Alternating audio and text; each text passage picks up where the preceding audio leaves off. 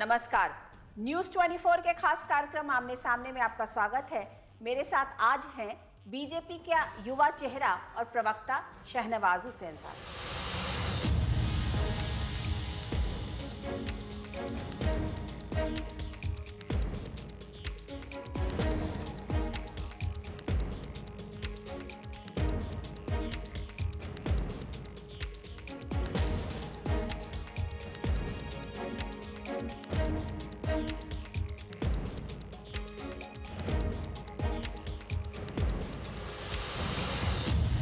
ये बताइए शहनवाज जी कि आपको अगर बीजेपी का मुस्लिम पोस्टर बॉय कहा जाए तो अतिशयोक्ति तो नहीं होगी। ये सही है कि बीजेपी में इकलौता मुस्लिम एमपी जीतकर पार्लियामेंट में लोकसभा में हूँ, इसलिए कई बार अखबारों में या टीवी चैनल पर पोस्टर बॉय कहा जाता है, लेकिन मैं बहुत पुराना हो गया हूँ और वो अब ये पोस्टर फट चुका है और मैं बाहर आ चुका हूँ। तो क्या बोले, फटा पोस्टर और निकला क्या शहनवाज? देखिए, इस मुल्क में जो जात पात मजहब से लोगों की पहचान होती, मैं बीजेपी में आया ये सोचकर कि मैं जात पात और मजहब की पॉलिटिक्स नहीं करता और न करना चाहता था। लेकिन आपको जिस तरीके से प्रमोट किया गया वो एक मजहब के नाम से ही किया गया। अदरवाइज शहनवाज हुसैन क्या थे? बीजेपी में आए, बीजेपी का मुस्लिम चेहरा बने, एमपी बने, मंत्री बने, इसीलिए ना कि आप मुस्लिम थे। देखिए, मैं लोकसभा जीत कर आया किशनगंज से, जो पहली बार जनसंघ से लेके बीजेपी में पहली बार वो सीट में जीत कर आया था। बहुत डिफिकल्ट सीट जीत कर आया था। वाजपेयी जी के ध्यान में रहा हो कि अकलियत के अंदर, माइनॉरिटी के अंदर मैं जीत कर आया, मुझे उन्होंने मंत्री बनाया। देखने वालों के चश्मे में ये लग रहा होगा कि अगर माइनॉरिटी का कोई आदमी बनता है तो उसके टैलेंट के नाम पर नहीं, उसके मजहब या उसके ज़ात के नाम पर वो बना होगा। लेकिन वाजपेयी जी ने ये सही है कि 32 साल की उम्र में इंडियन हिस्ट्री में सबसे कम उम्र का कैबिनेट मिनिस्टर उन्होंने मुझे बनाया। वो भरोसा उन्होंने मेरे पर किया।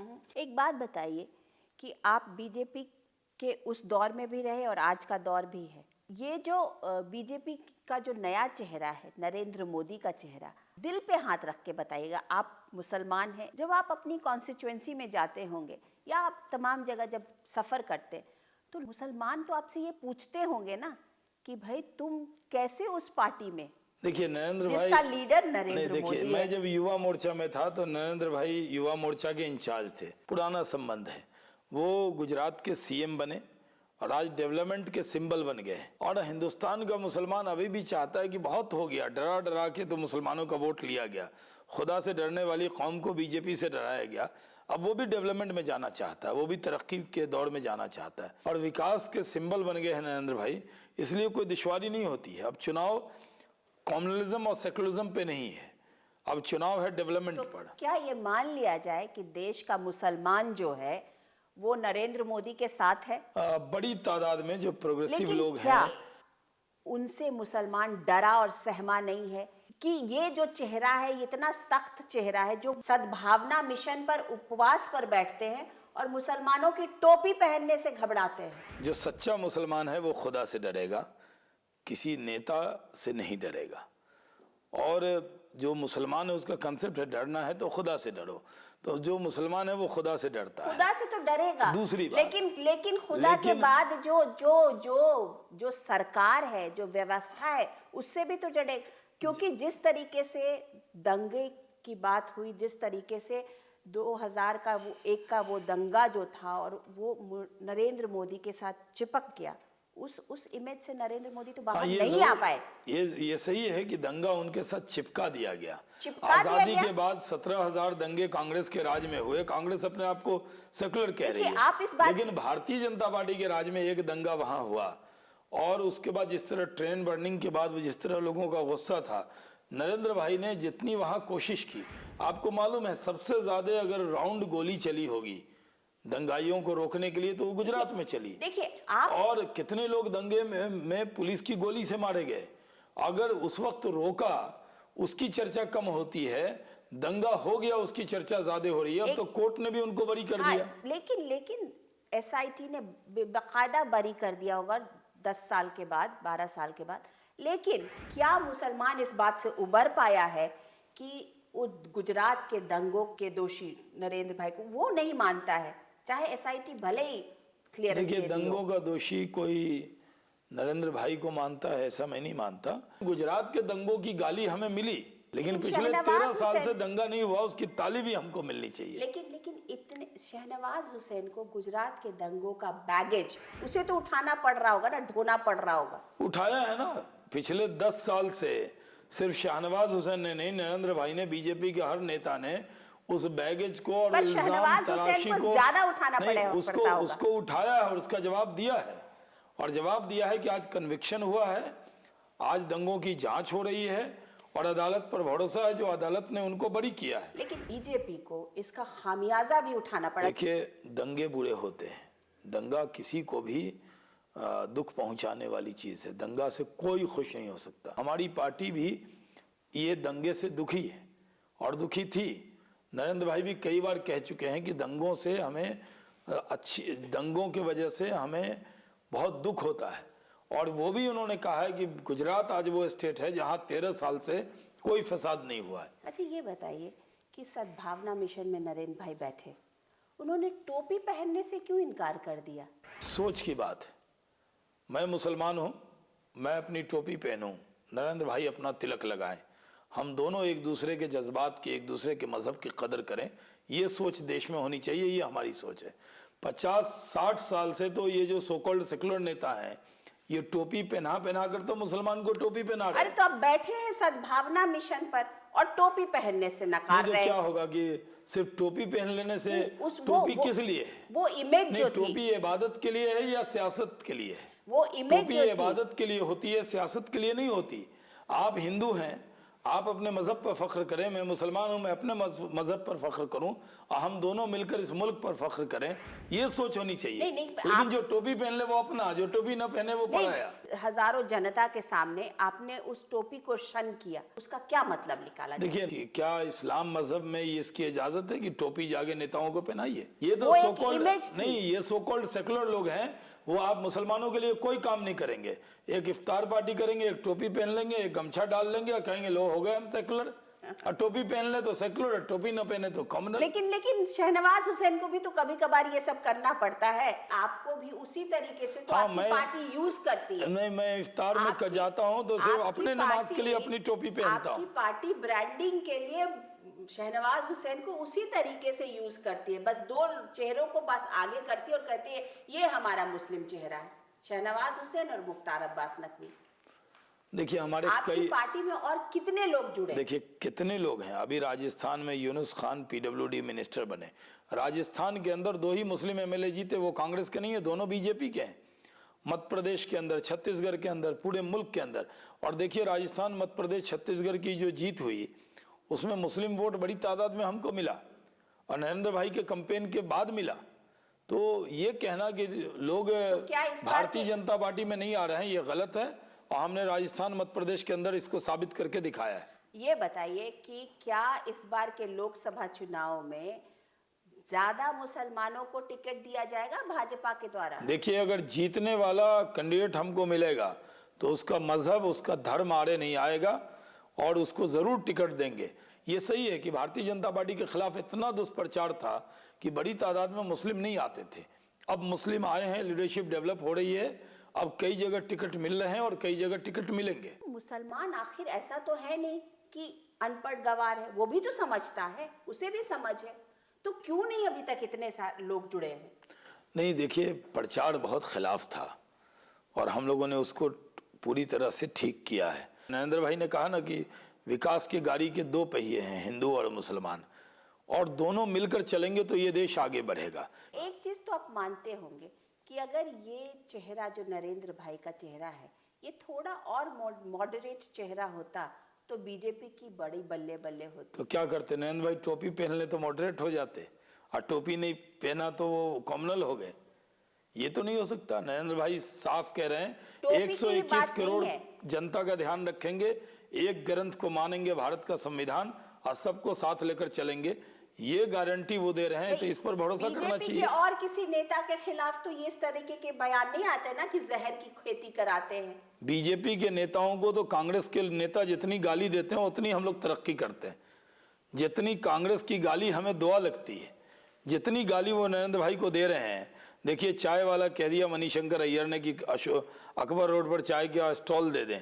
पूरे देश में अब हो गया कि जो भी चाय, कांग्रेसियों ने तो चाय पीनी छोड़ चाय दी। की चाहत तो आप लोगों को लगी नहीं, पड़ी है कि किस तरीके से नॉर्थ ब्लॉक और साउथ ब्लॉक की चाय पी जाए। कांग्रेस के लोग जो है अब कॉफी और कहवा पी रहे हैं, चाय में उनको नरेंद्र भाई का चेहरा दिख रहा है, वो तो चाय पी ही नहीं रहे। किसी कांग्रेसी से पूछिए चाय मंगाऊं क्या, तो तुरंत कहता नहीं, उसको नरेंद्र मोदी जी साहब की याद आ जाती है। तो कांग्रेस जितनी गाली देगी उतना फायदा भारतीय जनता पार्टी के नेता नरेंद्र भाई को और पार्टी को होगा। जी, आपको लगता नहीं कि जो चाय की चर्चा चल रही है ये कहीं चुस्की बन के ना रह जाए? इस देश में चाय पीने वाले लोग बहुत बड़ी तादाद में हैं और वो सिर्फ नरेंद्र भाई के वो चाय भी पी रहे हैं और चर्चा में भी रख रहे हैं और सोच में भी रख रहे हैं। चाय, चर्चा और चुस्की बस यहीं पर कहीं खत्म ना हो नहीं, जाए। चुस्की तो कांग्रेसी ले रहे हैं, उसी का तो मजा हम उनको चिखा रहे हैं। मणिशंकर अय्यर ने चुस्की ली थी ना चाय की, तो देखिए हम लोगों ने कैसे चाय पे चर्चा करा दी पूरे देश में। अच्छा, आप कहाँ से इलेक्शन लड़ रहे हैं? मैं भागलपुर से लड़ूंगा। आप भागलपुर, सुना कि उस सीट पर सुशील मोदी जी की भी नजर है। सुशील मोदी साहब हमारे नेता हैं, मेरे बड़े भाई हैं, और अगर मैं भागलपुर से एमपी हूं तो उनकी बहुत बड़ी देन है, उन्होंने लड़कर ये सीट मुझे दिलवाया था। सुशील मोदी मुझे जो कहेंगे वो मैं करूंगा, लेकिन सुशील मोदी जी ने ही हमको कहा है कि भागलपुर से मजबूती से तैयारी कीजिए और भागलपुर की जनता मुझसे प्यार करती है और सुशील जी का आशीर्वाद मेरे साथ है। अच्छा, ये बताइए कि नीतीश कुमार का शहनवाज हुसैन से क्या क्यों 36 का आंकड़ा है? सुना है कि वो कह रहे हैं कि जाए वो भागलपुर, मैं इंश्योर करूंगा कि वो वहां से चुनाव हारे। देखिए, नीतीश कुमार जी मेरे साथ मंत्री रहे हैं, लेकिन अकलियत के लोगों में कैसे बंटवारा हो जाए जात के नाम पर, अगड़ा पिछड़ा कर दे, ये सब पॉलिटिक्स वो करते थे। मेरा मतभेद उनसे वहाँ शुरू हुआ। हमने कहा कि आप मुसलमानों के अंदर वो बांटने की कोशिश बंद कीजिए, इसी से मेरा उनका डिफरेंस शुरू हुआ। लेकिन वो मुसलमानों को टुकड़े टुकड़े बांट देना जात पात के नाम पर, ये काम वो योजनाबद्ध तरीके से कर रहे हैं। और देखिए वही सरकार है, अकलियत के नाम पर वो बहुत सी बातें कह रहे हैं। 17 साल बीजेपी में रहे तो बीजेपी सांप्रदायिक नहीं दिखी, लेकिन खुद प्रधानमंत्री की इच्छा थी तो बीजेपी को अब सांप्रदायिक कह रहे हैं। ये सिर्फ मुसलमानों को बीजेपी का डर दिखाकर उसको अपने साथ जोड़े हुए हैं। लेकिन मैं भारतीय जनता पार्टी में हूँ और मैं भारतीय जनता पार्टी के सिंबल पर जीत के आया हूँ, उनके साथ वजीर रहा हूँ। लेकिन नीतीश कुमार जी की आदत है कि वो अकलियत का मैं हूं तो मुझे हकीर निगाहों से देखने का काम उन्होंने किया था। नीतीश कुमार से और बीजेपी का रिश्ता न रहे, इसका झंडा तो आपने और रूडी जी ने काफी दिन से उठा रखा था। नहीं, ये देखिए, जब सुशील जी अंदर भी थे हमारी पार्टी ने उनको देर से पहचाना, हम उनको पहले पहचान गए थे। जब 2005 में वो लड़ने गए थे तो अकेला शाहनवाज हुसैन था अकलियत से जो उनके लिए झंडा लेकर आगे बढ़ रहा था। लेकिन जब वो जीत गए और मैं भागलपुर से जीता, पहली बार उन्होंने मदद की थी, लेकिन दूसरी बार उनके सारे विधायक, उनके सारे वर्कर मुझे हराने में लगे हुए थे। शहनवाज हुसैन और रूडी जी को बोलते हैं ये लोग तो हेलीकॉप्टर वाले नेता हैं, ये तो इनको दिन भर हेलीकॉप्टर में घुमाते रहो तो ठीक रहेगा। तो उनको क्या कहूँ मैं, डब्बा नेता कहूँ रेल का। जब उनको जरूरत थी तब तो हम उनके लिए मुस्तफीद थे, आज जरूरतमंद नहीं है तो हमें हेलीकॉप्टर नेता कह दें, वो उनकी बात है, वो कुछ भी कह सकते हैं। लेकिन सरकार उनकी है, तो आपको इस बात का डर है कि भागलपुर में प्रॉब्लम हो सकती है? सरकार उनकी है, एडमिनिस्ट्रेशन उनका है। देखिए, शाहनवाज हुसैन खुदा से डरता है, नीतीश कुमार से नहीं। और जो मौत लिखी है तो मौत होगी, जीत लिखी है तो जीत होगी, हार लिखी है तो हार होगी। नीतीश कुमार कितनी कोशिश कर लें, भागलपुर की जनता मेरे साथ है और मैं कोई डर कर कोई काम करने वाला नहीं हूँ। भागलपुर में आपने क्या कर दिया? मुसलमान क्यों आपको वोट देगा वहाँ? देखिए, हमने भागलपुर के अंदर हिंदू और मुसलमान एक जहती के लिए काम किया है। मैंने जितने पुल नहीं बनवाए उससे ज्यादा दो दिलों को जोड़ने का काम किया है। और वहाँ के हिंदू और मुसलमान दोनों, हिंदू और मुसलमान दोनों मेरे पर ट्रस्ट करते हैं, इसलिए एक बार नहीं 2 बार मैं वहाँ से जीता हूँ।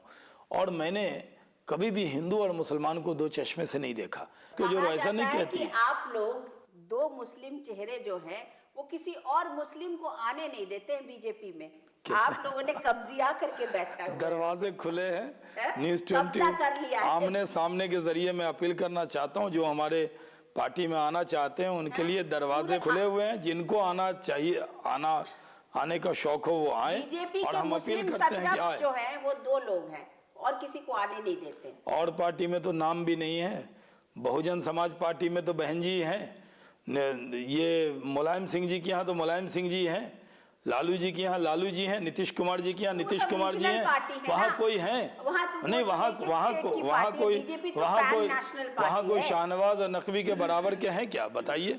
वहाँ हम तो डिसीजन मेकिंग बॉडी में हैं, क्या वहाँ डिसीजन मेकिंग बॉडी में है? वहाँ तो जो राजा जी कहते हैं वही सही। पर ये बताइए कि इस तरीके के आरोप फिर क्यों लगते हैं आप लोगों पे? अब कि लोग आप क्या, किसी को आने नहीं देते हैं, नहीं, आप लोग किसी मुसलमान को आने नहीं देते हैं, देखिए, बढ़ने नहीं देते हैं। इतनी बड़ी हैसियत हमारी नहीं है पार्टी में कि मैं किसी को आने से रोकूं। भारतीय जनता पार्टी के दरवाजे खुले हैं, जो हमारी पार्टी में आना चाहेगा, मेहनत करेगा, वो आगे भी जाएगा।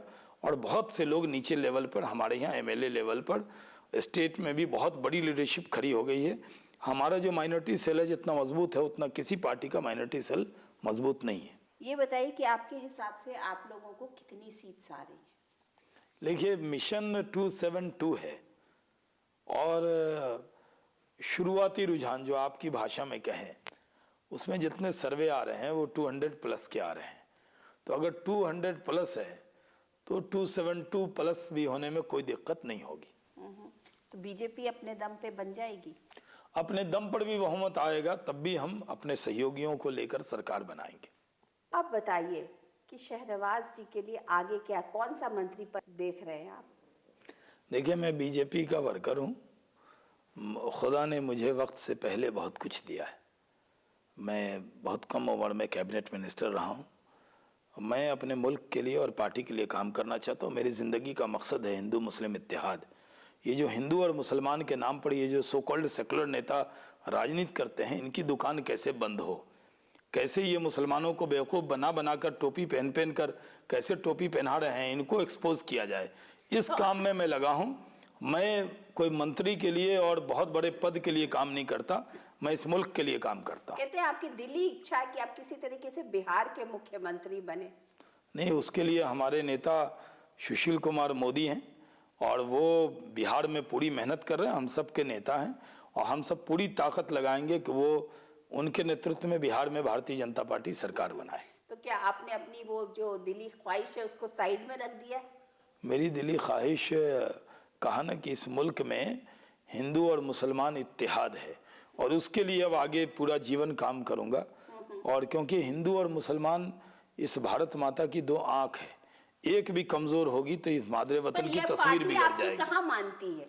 न पार्टी मानती है, न पार्टी के जो अभी सुप्रीम लीडर हैं वो मानते हैं। भले कहते कुछ भी रहे हैं, लेकिन जो रियलिटी है वो तो उससे अलग है। मेरी जो सोच है वो उससे उनकी अलग सोच नहीं। उन्होंने तो खुद कहा कि हिंदू और मुसलमान विकास के दो पहिए हैं। खुद नरेंद्र भाई ने कहा। ये भाषण की बातें हैं, नहीं, वो एक्चुअल रियलिटी में क्या है? देखिए, नरेंद्र भाई भारतीय जनता, दंगे नहीं हुए क्या? मुसलमान लोग मरे नहीं क्या? वहां पर डरे नहीं है मुसलमान अभी भी? आप ये कह दीजिए कि हाँ ठीक है सब सही हो गया, इससे तो सही नहीं हुआ ना। अच्छा, ये बताइए कि मेरठ में मलियाना में हिंडन नदी के किनारे लाइन में खड़ा करके गोली मार दिया था कांग्रेस के दौरे इख्तिदार में, इसकी चर्चा करने को कोई तैयार नहीं है। खुलेआम हुआ था। और भागलपुर का दंगा हुआ, मेरठ का दंगा हुआ, भिवंडी का हुआ, लेकिन सिर्फ पूरी कांग्रेस ये चाहती है कि कैसे नरेंद्र भाई के साथ दंगों को चिपका दिया जाए। और हिंदुस्तान का मुसलमान भी अब समझदार है, वो जानता है कि इस मुल्क को तरक्की के रास्ते पर कोई ले जा सकता है तो वो नरेंद्र मोदी, और वो उनके साथ आकर खड़ा होगा। कोई नहीं चाहता कि नरेंद्र मोदी, मैं तो मुसलमानों से अपील करूंगा, नरेंद्र भाई प्रधानमंत्री बनने वाले हैं, आप खुलकर उनको वोट कीजिए ताकि कल वो प्रधानमंत्री बने तो उनको ये एहसास रहे कि मुझे मुसलमानों के भी, अक़लियतों के भी वोट मिले हैं और उससे मैं प्रधानमंत्री बना हूं ताकि सबके फलाह बहबूद के लिए वो काम कर सकें। लेकिन एजेंडा पर मुसलमान नहीं है नरेंद्र मोदी के, और इतने बड़े देश के इतनी बड़ी जनसंख्या को आप इग्नोर करके कैसे चल सकते हैं? मुझे तो कभी फील नहीं हुआ, मेरी पार्टी में हम सब लोग काम करते हैं और कभी ऐसा फील नहीं हुआ कि मैं मुसलमान हूँ तो नरेंद्र भाई मुझे कोई कम अहमियत दे रहे हैं और कोई दूसरे और व्यक्ति हैं तो उनको ज्यादा दे रहे हैं। हमें कभी ऐसा फील नहीं हुआ। हमें जो बात करनी है खुल के, हैं, आपको क्यों करेंगे? आपको तो वो हमेशा चिपका देते हैं पोस्टर की तरह, तो आपको तो इग्नोर नहीं कर सकते।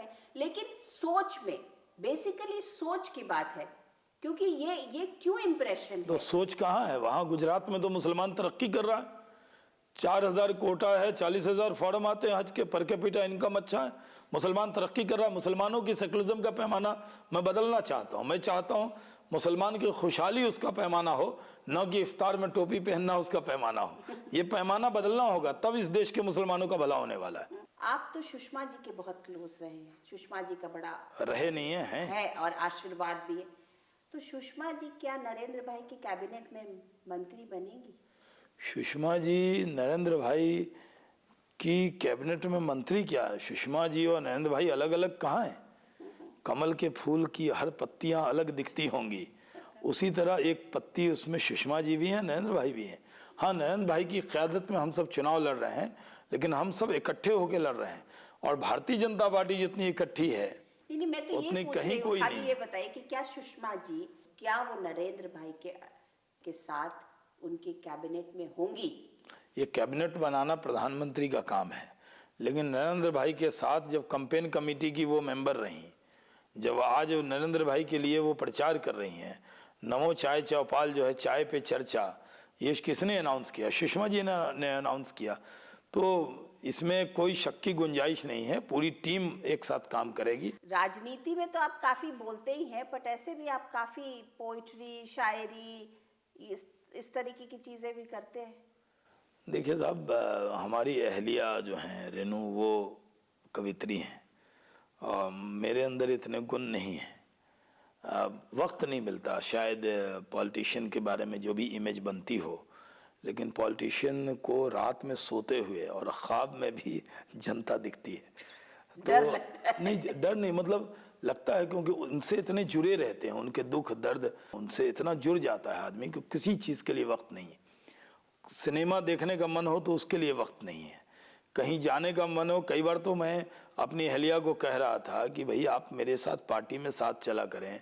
कई बार ऐसा लग जाता है कि आप घर संभालती, मैं अकेले जा रहा हूँ, लोगों को ये नहीं लगे कि हम दोनों साथ क्यों नहीं जा रहे हैं।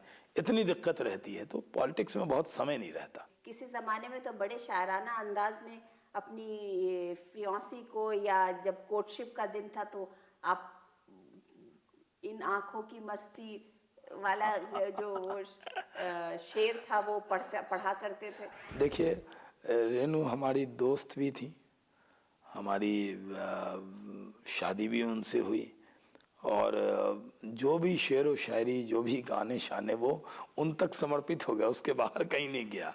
तो आज भी वो घर संभालती हैं और मैं देश की पॉलिटिक्स करता हूँ, अपने क्षेत्र को संभालता हूँ। उनका साथ है और बहुत लगता है कि अगर वो ना होती तो घर कौन संभालता और मैं अपना क्षेत्र कैसे संभालता। वो बैलेंसिंग कौन करता है, आप करते हैं या रेनू करती हैं? नहीं, रेनू ही करती हैं बैलेंसिंग, वो समझ गई हैं, क्योंकि वो मेरी 15 साल दोस्त थी और उसके बाद मेरी अर्धांगिनी है, तो वो मुझे अच्छी तरह समझती हैं। और वो भरोसा जो है, वही भरोसा है कि मुझे इजाज़त देता है अपने इलाके में काम करने की। शहनवाज जी, ये बताइए कि आपको युवा कहा जाए या आपको वरिष्ठ कहा जाए? मेरे मित्र हैं रविशंकर प्रसाद जी, वो जब भी मुझे मिलते हैं तो कहते हैं कि हम लोग की उम्र बढ़ रही है, आप 32 पर खड़े हैं। तो मैं ना अपने आप को युवा कहना चाहता हूँ, ना वरिष्ठ कहना चाहता हूँ। मैं इतना ज़रूर कहता हूँ कि मैं युवा नेता कहलाया, लेकिन मैं कोई बहुत फैमिली बैकग्राउंड से नहीं आया, एकदम एक शिक्षक के घर में पैदा होकर आज इस मकाम पे पहुंचा हूं। ये अपने दर्शकों को तय करने दीजिए आप कि वो तो मुझे क्या वरिष्ठ कहें। नहीं आप, क्योंकि लोग आपको क्या बोले, लोग आपको युवा नेता बोले कि लोग आपको वरिष्ठ नेता बोले, इसमें ही कंफ्यूजन हो जाता है। ये लोगों पे छोड़ दीजिए तो अच्छा है। तो ये थे आमने सामने में शहनवाज हुसैन। मैं अनुराधा प्रसाद किसी नई पर्सनालिटी के साथ आपसे फिर मिलती हूँ, तब तक के लिए नमस्कार।